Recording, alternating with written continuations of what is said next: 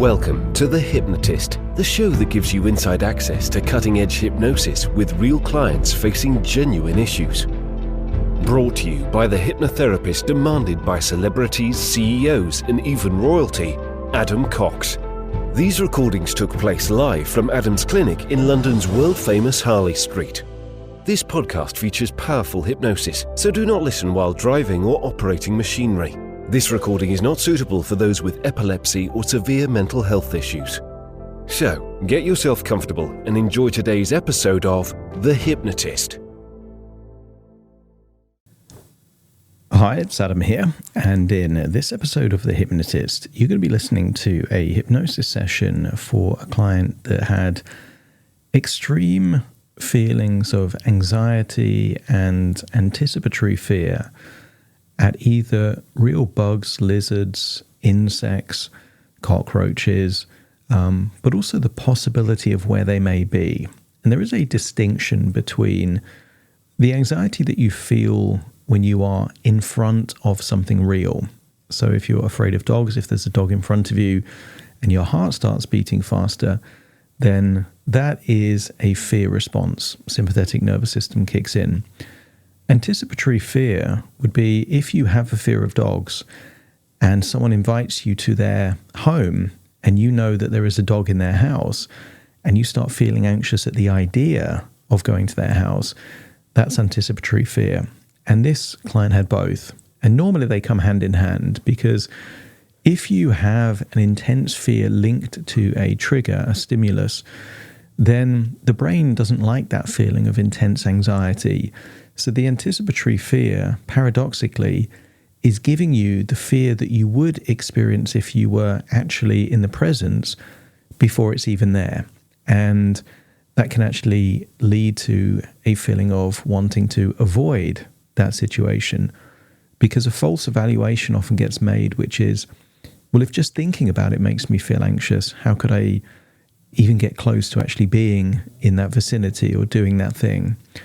So this client had that kind of fear, but for bugs and insects and lizards and small creatures that move. And what you're going to hear in this hypnosis session is two things. One is anchoring a resource state. And she couldn't think of a memory when she had a good experience with bugs. And sometimes you do get that. If someone's afraid of flying, they might remember a time before the phobia started when they were enjoying flights. So that can be a resource state.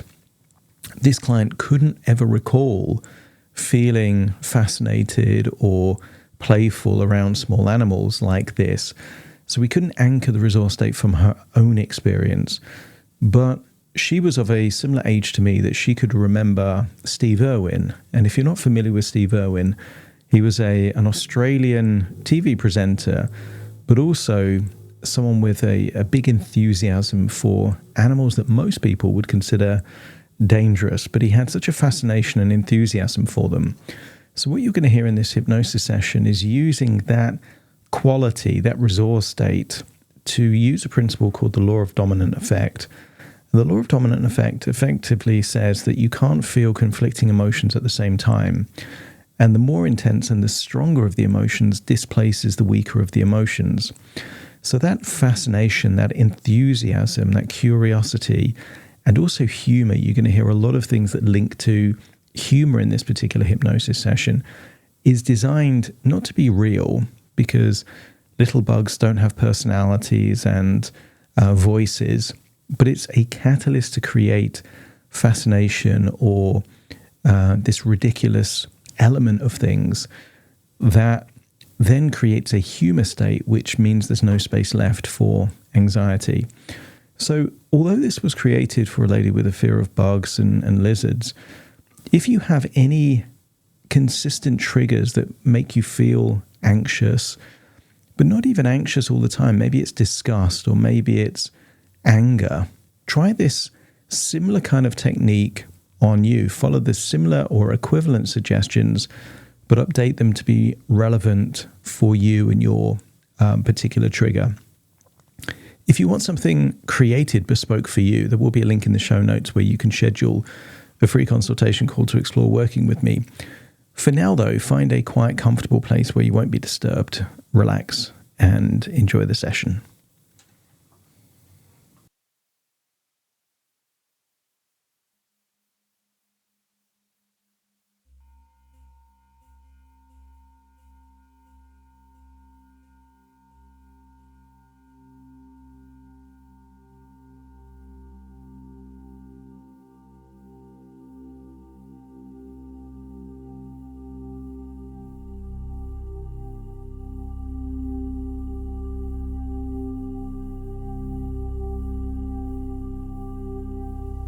Take a deep breath in.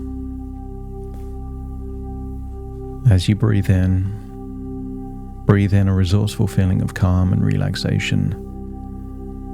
And as you exhale, just feel a sense of tension, stress or worry, feeling like it's leaving your body in your outward breath.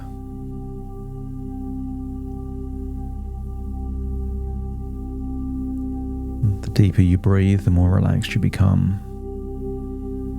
And notice how when you slow down your breathing, the resources that you're breathing in are confidence, courage, but also creativity and fascination. Feel that wonderful fusion of resources going in through your nose, into your lungs, being transported to every cell in your body. And as you exhale, think that in particular, it's any worries, any anxiety, any feeling of dread or trepidation that's leaving your body. Feel that melting away, leaving your body as the next inward breath brings in that confidence, courage, creativity, and fascination.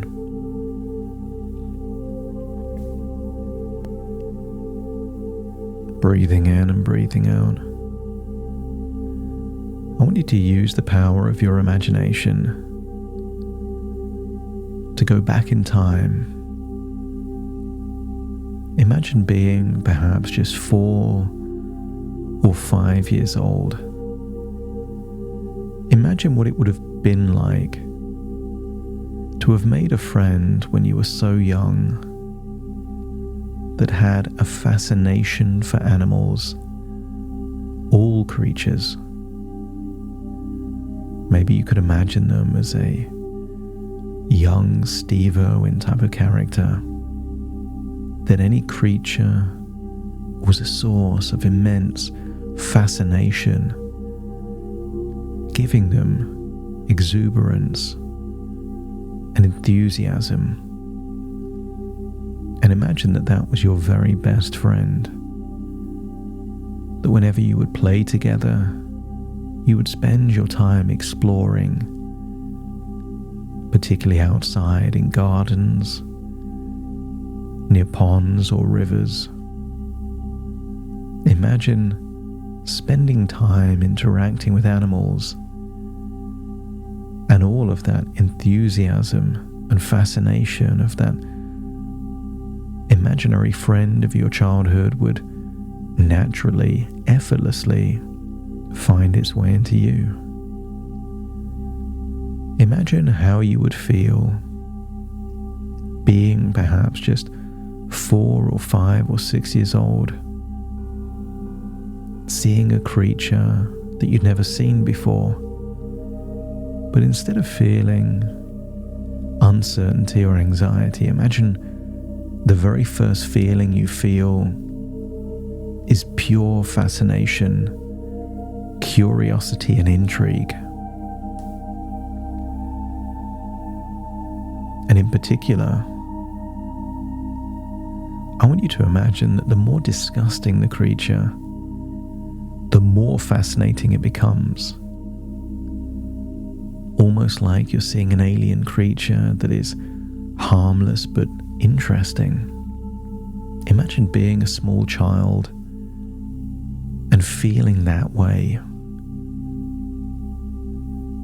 I want you to think that recent animals that may have caused a sense of anxiety, imagine seeing them as a child and feeling a sense of fascination, curiosity, and even humour attached to them.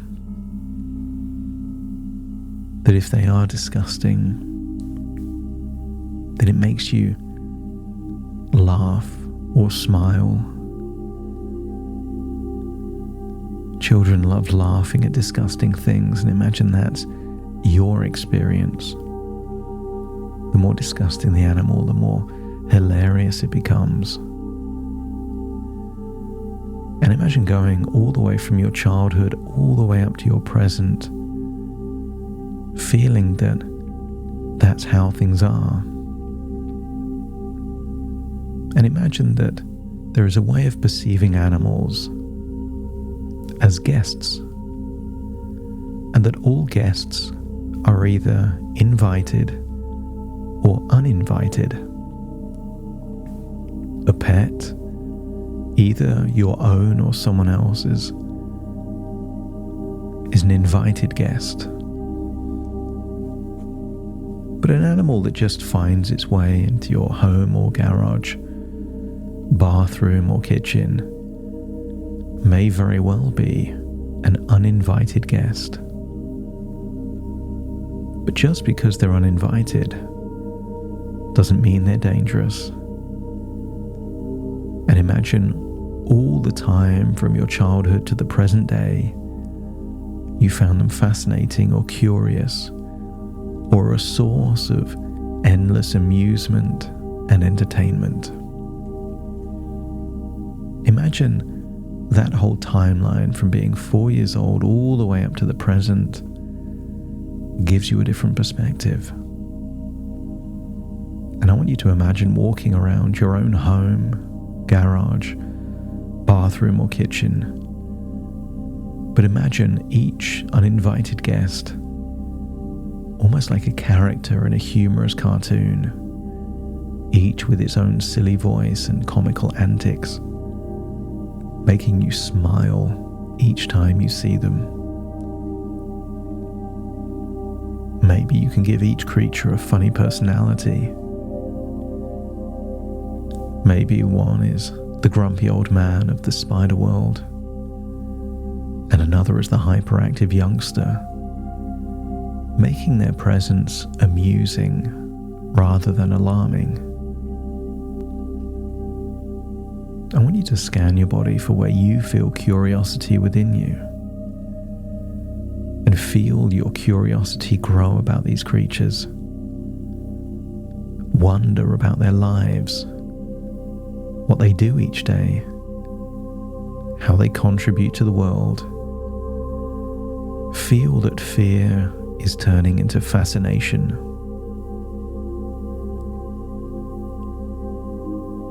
You can appreciate uniqueness in other humans, so it's not a big leap to marvel at the uniqueness of each creature, appreciating the incredible diversity of life that visits your home, even unexpectedly. And use that creative part of your mind to create funny and imaginative stories about their secret lives, which they might be living when you're not looking, adding an element of playfulness to their presence. And remind yourself that you are in control of your space and can choose to coexist peacefully and humorously with these little visitors. Whenever you feel uneasy, imagine the creature wearing a tiny, ridiculous hat, or maybe dancing. Noticing how easy it is to transform your anxiety into laughter. Acknowledge that most household creatures are harmless and there to live their lives, not to cause any disruption to yours. In the past, you may have given them an agenda to annoy you, to upset you, to bother you. And that gives evidence that you can give these animals an agenda.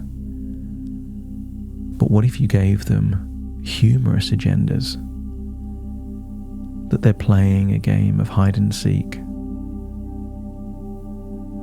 a game of cat and mouse,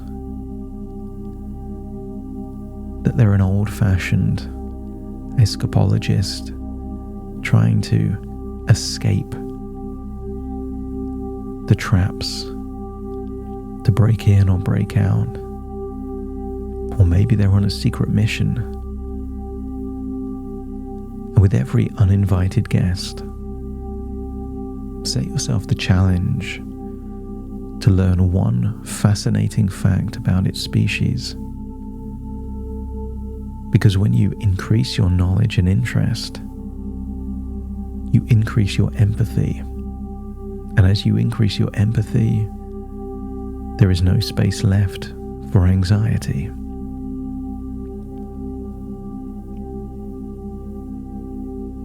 And I wonder what might happen if you saw each uninvited visit as a surprise guest at a party, bringing a story and sparking interest. Reflect on nature's wonders and how you see these creatures as part of nature's wonder,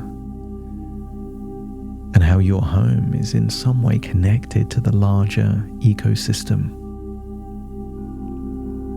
There they are going about their life, and suddenly, unexpectedly, they find their way in your home. Not because they plan to be there, they're just lost. Celebrate your ability to coexist with all forms of life,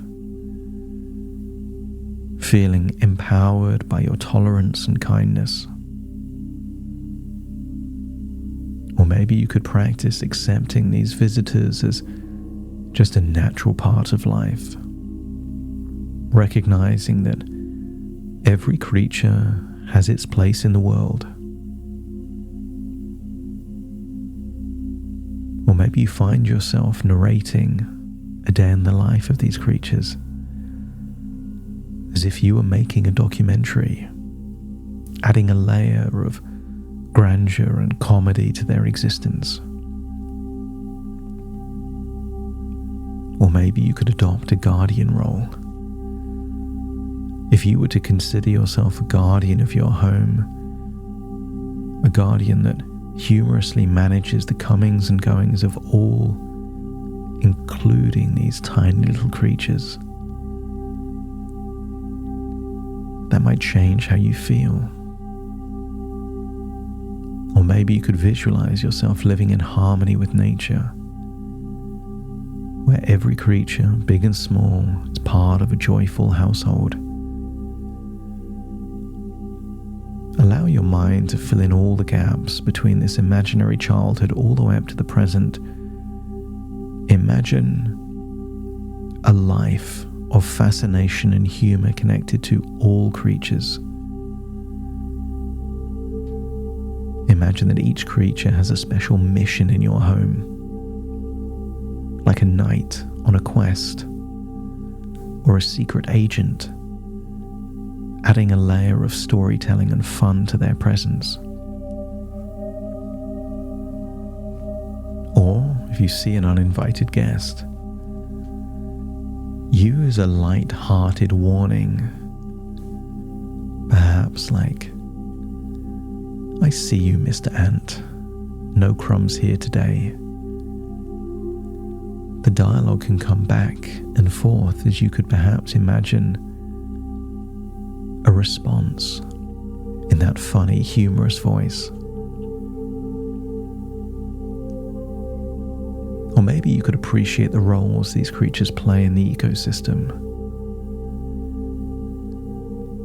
like ants that clean up the crumbs, or spiders that catch pests, valuing their contributions to your home's health. Or maybe you could feel a sense of wonder at the small, magical moments these creatures bring into your life, turning everyday encounters into scenes from a fairy tale. Just imagine walking around your home, seeing the kind of uninvited guests that you've seen before, but this time, give them a voice, a personality, a secret mission, or a game that they're playing. And notice that when you smile, become playful, fascinated, and curious, there is no room left for any anxiety. And you could still choose to have them leave your home without requiring any worry, anxiety, or fear at all. Breathing in and breathing out, feel like you're returning to the present moment, but feeling like your mind has updated how you think about these uninvited guests. Every few months, you update your phone or computer to the very latest operating system. And as you imagine what it would have been like to have a best friend fascinated by small creatures, and that enthusiasm was planted in your mind very young, all the way up to the present, imagine your mind downloading an update to how you think about creatures, that as you sleep, your mind will fully update, and when you awake, you will feel a different perspective that leads to different emotions, that gives a wonderful sense of liberation and freedom. Take a deep breath in through your nose and out through your nose. Wiggle your fingers, wiggle your toes, connect fully with the present moment as I now count from 1 to 10 to awaken you. Starting to count. 1, 2, 3, waking up. 4, 5, 6, more alert. 7, 8, open your eyes, open your eyes. 9, 10, wide awake, wide awake, wide awake.